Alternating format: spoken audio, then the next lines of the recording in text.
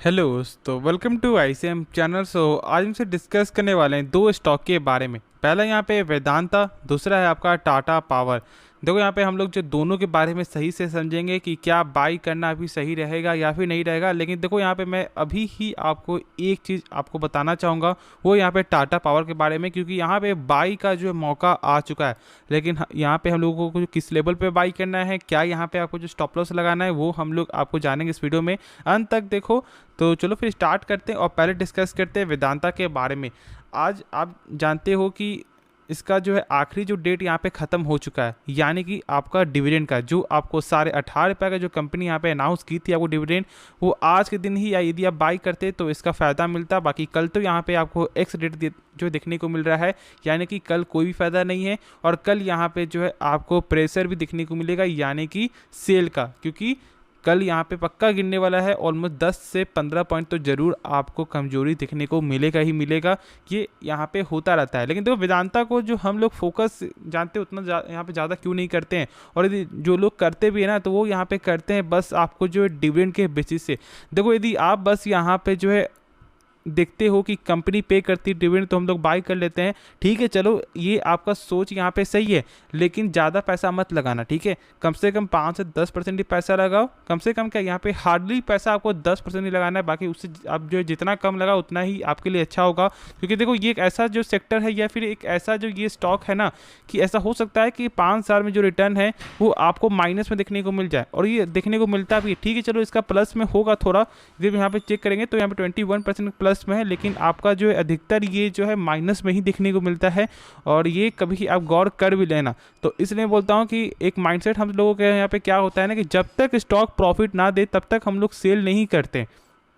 तो इसलिए आपका पैसा जो फंसा हुआ रहेगा, और बस आप यहाँ पे जो है 1 साल में 100 रुपया तक जो है आप डिविडेंड यहाँ पे पा सकते हो, क्योंकि कंपनी जो है आपको 30% तक का जो डिविडेंड आपको जो है देता है, इसमें कोई भी शक नहीं। यदि हम लोग यहाँ पे चेक भी कर लेना तो अभी के हिसाब से यहाँ पे 23% का डिविडेंड है, तो आप सोच सकते हो कि कंपनी कितना अच्छा जो डिविडेंड आपको दे रहा है। और यदि हम लोग ऐसे भी जोड़ ले यहाँ पे, तो ऑलमोस्ट आपका 120% का कंपनी आपको रिटर्न दिखाता है 5 सालों में, बस जो है डिविडेंड के बेसिस से।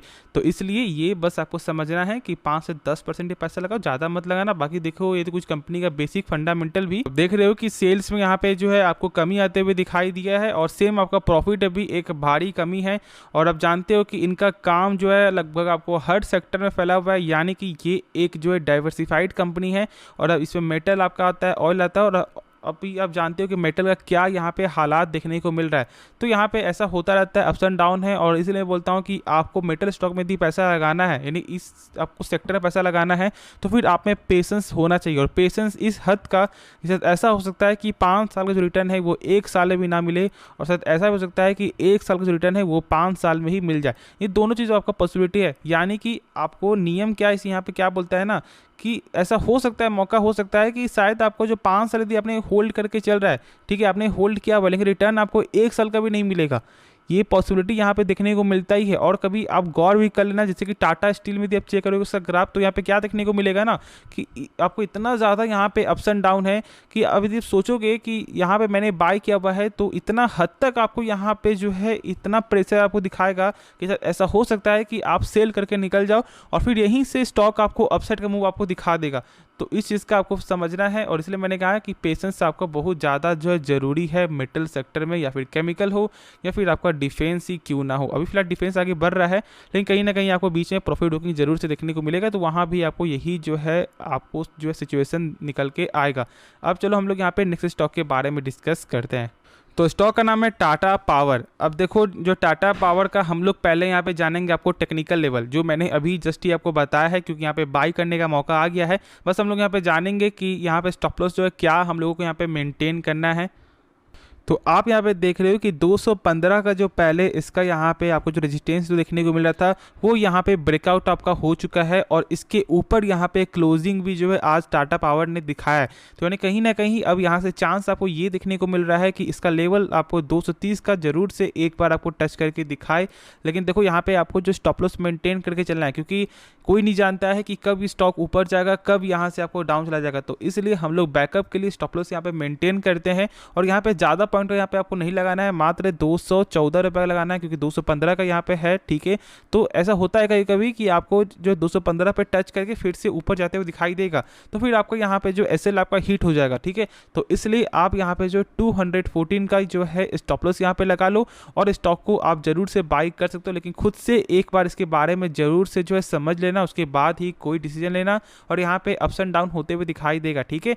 तो स्टॉप लॉस मेंटेन करके ही चलना सबसे बेहतर डिसीजन होता है, या फिर कोई भी ट्रेडिंग पर्पस ही क्यों ना हो, या फिर आप किसी स्टॉक में लगा रहे हो या फिर आप किसी इंडेक्स में लगा रहे हो।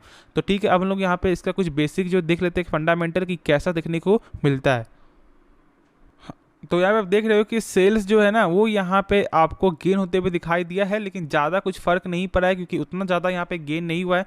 देखो एक चीज़ आपको समझना है, ठीक है, इसका जो बिजनेस मॉडल है ना, ये हम लोग यहाँ पे इतना ज़्यादा जो इंटरेस्टेड जो आपको क्यों दिखाते हैं कि चलो यार हम लोग यहाँ पे बाई करते हैं, टाटा पावर हो या फिर आपको टाटा मोटर हो, सारा ही आपका एक ही जो है हम लोग यहाँ पे विजन है, ठीक है, वो है यहाँ पे पावर।